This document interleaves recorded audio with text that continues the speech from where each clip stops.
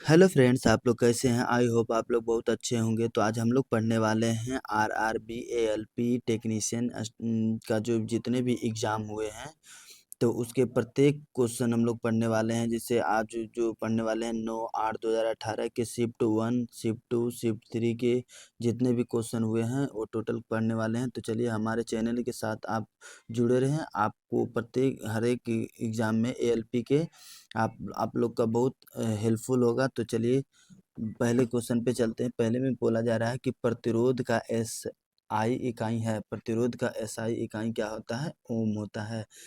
Next में Ranvier के notes सूक्ष्म रिक्त स्थान होते हैं, वह किसमें पाया जाता है?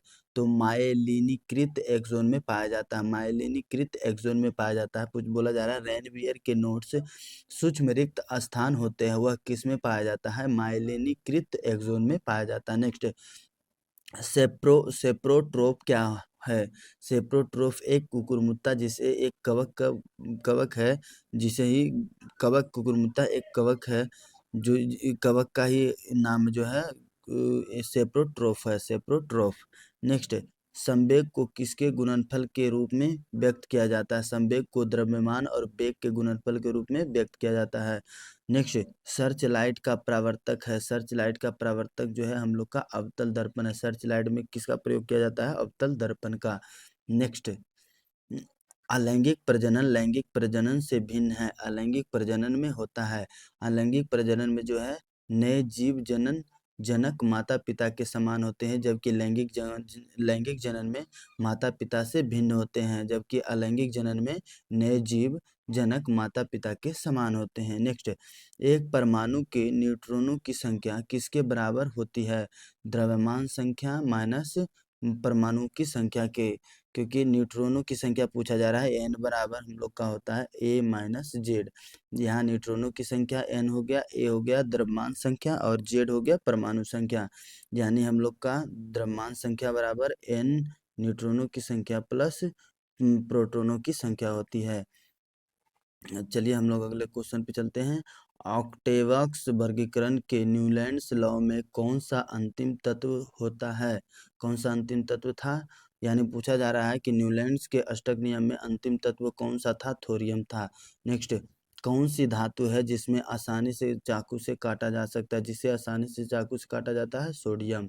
नेक्स्ट, हम लोग चलते हैं। किस अभिक्रिया द्वारा उच्च प्रतिक्रिया वाली धातु का निष्कासन होता है? तो किस अभिक्रिया द्वारा उच्च प्रतिक्रियाशील धातु का निष्कासन होता है? इलेक्ट्रोलिसिस द्वारा होता है। जैसे हम लोग का पोटेशियम, सोडियम, कैल्शियम, पोटेशियम हो गया, हम लोग का सोडियम हो गया, कैल्शियम हो गया, मैग्नीशियम, ये सब धातु का इलेक्ट्रोलिसिस द्वारा हम लोग का जो है निष्कासन होता है, क्योंकि ये सब है उच्च प्रतिक्रियाशील धातुएं है। नेक्स्ट, जब एक परिपथ में कई प्रतिरोध श्रृंखला में जुड़े होते हैं तो करंट का मान होता है। जब परिपथ यानी हम लोग का मान लिया जाए एक बैटरी है, हम लोग का अगर श्रृंखला में जुड़ा हुआ है कोई प्रतिरोध, तो प्रत्येक जगह इसका धारा का मान समान होगा। धारा का मान जो है आई यानी समान होगा, प्रत्येक जगह समान होगा, जबकि वोल्टेज भिन्न भिन्न होगा। अगर यह समानांतर क्रम में इस तरह से जुड़ा हुआ है, समानांतर क्रम में जुड़ा है, तो इसका जो है धारा अलग होगा और वोल्टेज समान होगा। जबकि बोला जा रहा है यहाँ कि श्रृंखला में जोड़ा हो, तो श्रृंखला में जोड़ा होने पे हम लोग का धारा समान होता है। तो चलिए हम लोग अगले पे चलते हैं। यहाँ पे क्या हो जाएगा? तो पूछा जा रहा है करंट क्या है? एक ही रहता है, करंट समान रहता है। नेक्स्ट, NH4 के हॉल 2 SO4 के एक अणु में कितने परमाणु होते हैं? एक अणु में कितने परमाणु होगा? NH4 के हॉल 2, ये टोटल कितना हो जाएगा हम लोग का? NH4 4 इंटू 2 8 N2, तो हम लोग का 8 है, 2 10 हो जाएगा यहाँ, और प्लस ओ ऑक्सीजन का 4 परमाणु और सल्फर का 1, तो कितना हो जाएगा हम लोग का? टोटल 15 हो जाएगा। नेक्स्ट, मेंडलीव की आवर्त सारणी में तत्वों के गुणों को उसके किस द्रव्यमान का आवर्धित स्वभाव माना जाता है? किस द्रव्यमान का? ये परमाणु द्रव्यमान के आधार पर सजाए थे, इसीलिए इनका जो आंसर होगा परमाणु द्रव्यमान के आवर्धित माना गया है। नेक्स्ट, जबकि मोस्ले का जो है आधुनिक आवर्त सारणी जो है परमाणु क्रमांक के आवर्धित माना जाता है। नेक्स्ट, लाल चींटियां में कौन सा अम्ल उपस्थित होता है? फॉर्मिक अम्ल उपस्थित होता है। नेक्स्ट, नकारात्मक त्वरण किस की दिशा के विपरीत होता है? वेग की दिशा के विपरीत होता है। नकारात्मक त्वरण किसकी दिशा के विपरीत होता है? तो वेग की दिशा के विपरीत होता है। नेक्स्ट, पानी को ब्लीचिंग पाउडर में मिलाने पर कौन सी गैस निकलती है? कौन सी गैस निकलेगी? क्लोरीन गैस निकलेगी। पानी को ब्लीचिंग पाउडर में मिलाने पर कौन सी गैस निकलती है? क्लोरीन गैस निकलती है। नेक्स्ट, हम लोग शिफ्ट 2 में चलते हैं, जो 9/8/2018 को शिफ्ट 2 में पूछा गया था। केरोसिन तेल में कौन सी धातु संग्रहित होती है? सोडियम धातु संग्रहित होती है। नेक्स्ट, खाद्य पदार्थों में दुर्गंध आने का मुख्य कारण और खाद्य पदार्थों में दुर्गंध आने का मुख्य कारण वसा और तेल का ऑक्सीकरण हो, यानी वसा और तेल का जितने भी खाद्य पदार्थ हैं, जो वसा और तेल के कारण ऑक्सीकरण हो जाते हैं, उसका ऑक्सीकरण हो जाता है और वो दुर्गंधित हो जाता है। नेक्स्ट, धातुएं अम्लों के साथ अभिक्रिया द्वारा उत्पन्न करती है।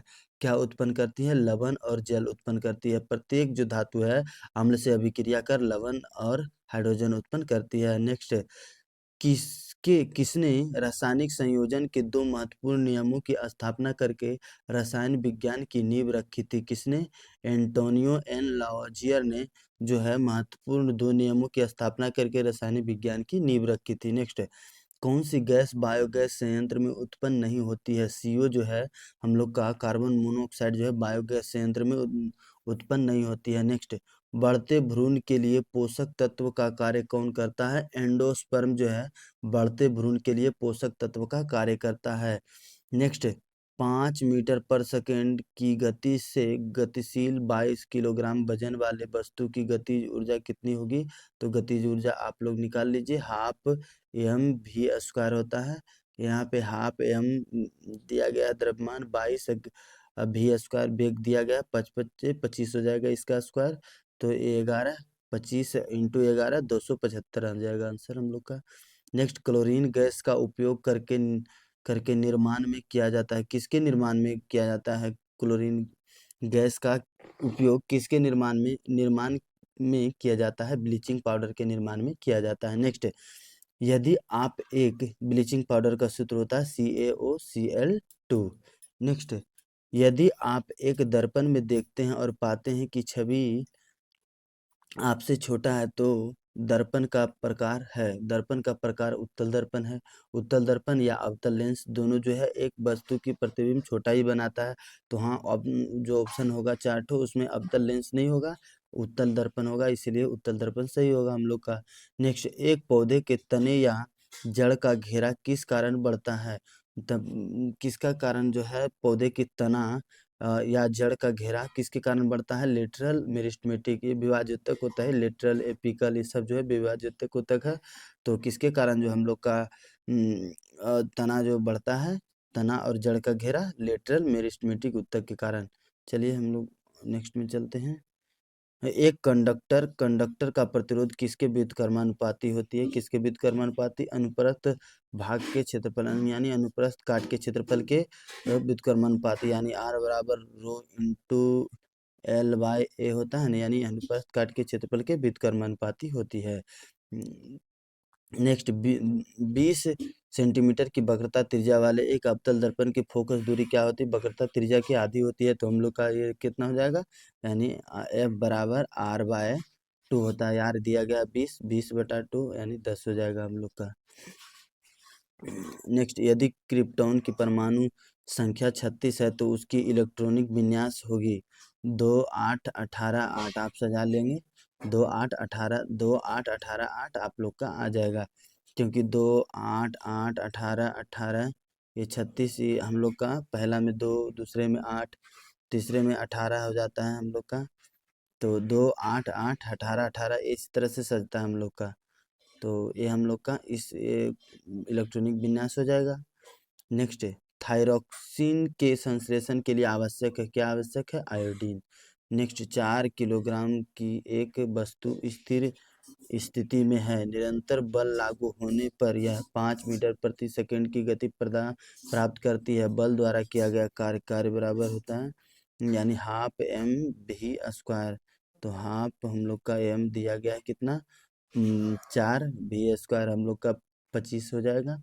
तो ये आपका कट जाएगा 2 25 दूनी 50 आप लोग का टोटल 25 जूल आ जाएगा।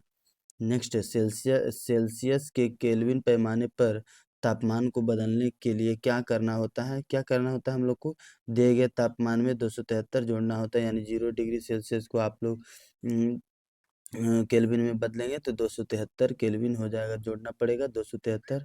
तो 273 केल्विन हो जाएगा 0 डिग्री सेल्सियस बराबर। नेक्स्ट ये जो तीसरे शिफ्ट में पूछा गया था 9/8/2018 को ही। तो चलिए हम लोग देखते हैं क्वेश्चन को। एक प्रकार के अलैंगिक जनन को पहचाने जिनमें जड़, तने और पत्तियां जैसे पौधे के कुछ हिस्से के माध्यम से प्रजनन शामिल है।